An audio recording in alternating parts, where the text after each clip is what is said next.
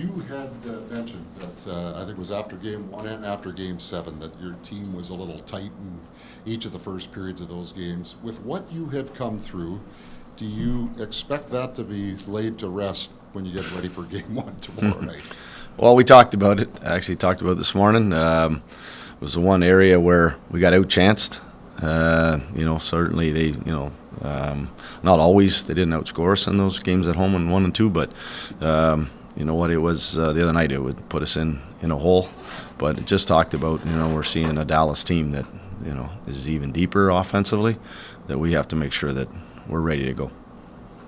You guys sort of spoke to an intermission conversation where Connor Hellebuyck says, "That's it, that's all, no more by me." What was that moment like?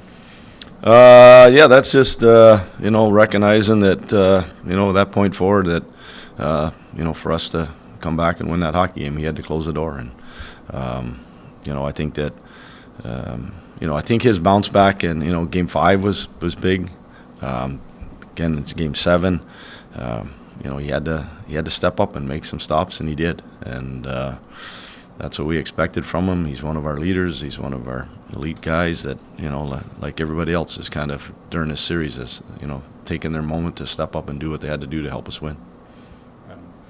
Can that propel him, do you think? I mean, that's got to be the goal heading into Dallas. Yeah, for sure. I think that I mentioned to you guys after the game that, one of the toughest things in pro sports is getting out of the first round. It is hard. You got the underdogs in there. You got everybody's got a shot at it. So there's no light opponents, and people are coming fresh off of the end of the season, and it just that getting through that for him, not just him, our whole group, to get through that first round is now we can maybe take a breath, move. And then, again, move on to the next opponent, and that's Dallas, obviously going to be a big one. But, he just, I think that's just a big weight off his shoulders, and now he can reset, and hopefully he's feeling real good about himself and his game. Scott, you've been around elite goalies and high-end goalie coaches. What makes Wade so good at what he does, and what's his best quality on that front? Yeah, he's got a real calm demeanor. He doesn't go crazy when, it's a bad game or go over the top when when he's having success. He handles our goalies really well. They talk a lot. They look at a lot of video. They look at all aspects of goaltending. The opposition's forecheck, our breakout, touches, all those different things, and obviously the technical side of the goaltending. But Wade's been around. He's been around this league. He's seen a lot, and those two have certainly have comms as well. They've got a real good relationship, all three of them, because they've worked together for a long period of time. I know that they're in yellow, so I'll frame my question accordingly. But Morrissey before practice and Scheifele staying out there, encouraging that both are out there, maybe even more so for Scheifele since he stayed. Yeah, certainly that was big. And then, as you saw, Stan was the other one. So, that was. Today was the first day for Josh, so that was great. For Scheifele, he was on yesterday, so he's been on actually sneaking in there. So, so it's a good sign to see them out there and participating. Stan, first day today for him as well. So, all part of that. We'll go day to day here, obviously, and see where they're at for tomorrow. And they got to wake up tomorrow and see if they've improved from today. So game time decisions. Yep.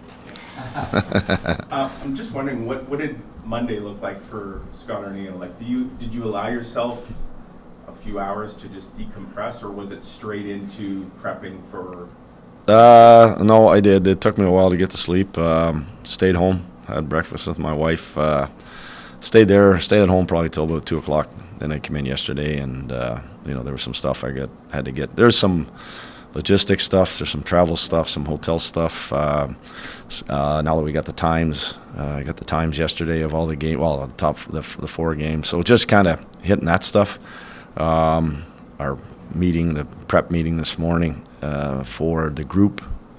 We talked briefly about St. Louis today, and then moved on now to Dallas. So did our meetings, got some meetings out of the way this morning. And so for me, it was just kind of, I had some things I got to check off my box yesterday, and I did take some time in the morning. And then just on that, this schedule is very different from round one. You're just going to play every other day here. Is that a good thing? And I also wonder, is it maybe a positive that the team you're going to face also just came through a grueling 7-gamer as opposed to like a 4-game sweep or something and has been sitting and waiting? Yeah, I think we're a lot alike. For us, that the longer stretch in between games with St. Louis helped us get Gabe and Nick back. But at the end of the day, now you're right, it's going to go and it's going to come fast, and we got travel in those days as well. We got an afternoon game on Sunday, so it's going to be quick. So I think that both teams, obviously, we go through it. I know they have some key players that they're kind of hoping for as well to be back, as are we. So it's going to be interesting to see what happens as this moves forward. Who's available, who isn't available. But the other thing for me is just we had to go through it, and like I mentioned, and I'm so proud of the guys that how we had to step up. It was in Game 5, it was 3 centermen and missing Scheifele, and then last game the 5 defensemen having to step up for Josh, and just a yeoman's effort by everybody. St. Louis's approach was pretty obvious. Everything that moves. How do you think Dallas's will compare? They'll still be physical. Again, they're still in the Central, so it'll still be. They're a big team too. They got some big bodies. I do want to throw out there that the hits ended up being 235 for the Winnipeg. 325 for the Winnipeg Jets and 308 for the St. Louis Blues. So we came out on top. Our compete was good, but you know what? That series, the biggest thing I mentioned to you guys, there is no room to work. Really, if you had the puck in your stick, you had to be ready because somebody was coming in a hurry, and I'd like to think both ways. I think they were thinking the same thing, that we were coming after them, but each series, each team kind of takes on its own life. They have, like I mentioned, they got three lines, real solid lines. Offensively, they can do things. Obviously, defensive well, but so I think that it's a different sort of look to what we just saw. We know these guys. Obviously, they've been hot on our tail all year long, and so it's a great matchup. Coming off of such an emotional high of that win, and then quickly go into the second round. Obviously, that is a big transition, but for your group all year, it's been about the day-to-day and riding the wave, whatever way it happened. How much do you think the way your team approached the 15-1 start and going about their business, no matter how well you were doing, and moments like that plays into this next challenge with coming over the emotional high? Yeah, those are all, like we mentioned, all the learning curves, that through the course of 82 games, the different things you have to go through, the different feelings, whether they're both positive or negative, how you move on to the next game. And that's been our MO. It's what we've talked about often. I did want everybody to stay away yesterday, and they did, unless there was some injured guys. But I want them to just clear their mind because of the excitement and then obviously the drama of that Game 7. But again, it's one day different, but Dallas just went through the exact same thing, down 2 goals and having to have a monster third period and to win that series against a great Colorado team. So we're both kind of mirror images of each other. We play a lot alike. We were a lot of similarities, and so I just when it comes to us, it's putting that was a great accomplishment. Now we got another foe in front of us that we got to be ready for, and so what happened in St. Louis is now over. Now we got to move on to Dallas because we got our hands full. There were times this year media less familiar with the Jets would come in and ask questions about the stereotype of this team leaning on Connor Hellebuyck too much. There were times you bristled at those questions because, let's be honest, your defense has been great and put him in a good position. He just talked about the team getting him through it and some of the comebacks, all the things that happen. From your perspective as a coach, when you watch him and you watch the team, what do you think the psychology is involved with a goaltender finding his game when a team is giving him opportunities over and over to find his game? Yeah, that's why it is a team game. It's exactly like he said, is his teammates stepping up for him and helping him, to break down maybe one more play so they don't get a chance, or it's to go out and score timely goals, or to stay in hockey games, and that's what happens in playoffs.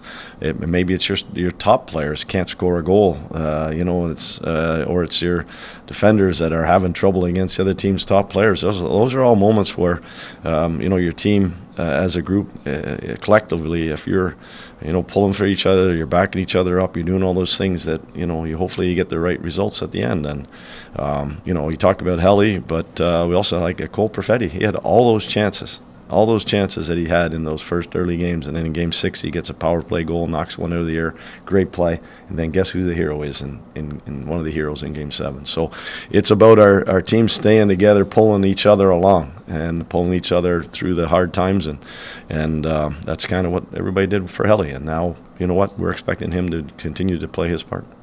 You and Monty gave us a little bit of a peek behind the curtain at the chess match that happened in that first round series. What are you expecting from the chess match between your staff and Pete DeBoer's? Yeah, like I mentioned, we do play an awful lot alike. There's a lot of similarities on our styles, but at the end of the day, it's kind of what I've learned, being in this situation with other coaches, watching teams that, in other series.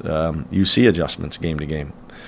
They may not be, you're not overhauling your systems. It might be as simple as changing two lines, or maybe moving one defenseman, or whatever it is, different things like that. Or it might be something on your breakouts or your forecheck. Just picking up on things that are tendencies, and then trying to implement them in. Like I said, you got to be careful on how much you overhaul things. You don't want to disrupt it too much, because especially if you've had success doing things. But I think that's just something that I noticed it after Game 2 with St. Louis. And then certainly they noticed it us after Game 3 and 4, and that's just I think that's just the coaches, and that's our staffs recognizing as well and helping us do that stuff to we need those adjustments that maybe help us win a hockey game. So lastly, how's Mikko changed the dynamic? You saw him once at the end of the year after the trade, but the third period Who? he had Rantanen. Oh, sorry. Is that what you said? Mikko. Oh, Mikko. Sorry, I didn't hear what I was like. Who?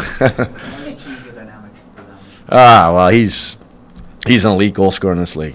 He's one of those top 10 guys that that knows how to put pucks in the net. But the other side of it, he's a big body guy, and he's got great hands for a big man. And with him, with Hentz, those two big men, and there'll be a handful. But he's good around the net. He's great at tipping pucks, and then he's got that one-timer. So certainly, what we saw, in that Avalanche series, I'm sure is a little bit more meaning to him, especially going against them. But you know what, he's a horse, and so we got to know, along with a lot of their other top guys, that we got to, play him accordingly, because he can certainly be very dangerous.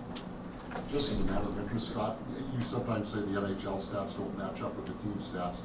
Those hits you quoted, do they match up pretty close with your team stats? Yep. Yep.